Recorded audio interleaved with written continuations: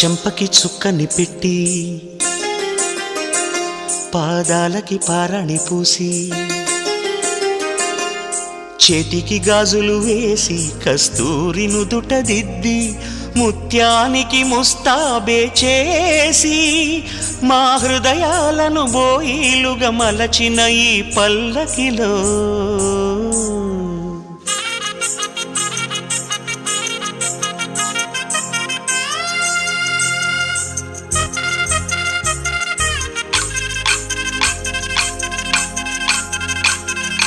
పల్లకిలో పల్లకిలో పెళ్లి కూతురు రాణిలా ఉంది, మహారాణిలా ఉంది.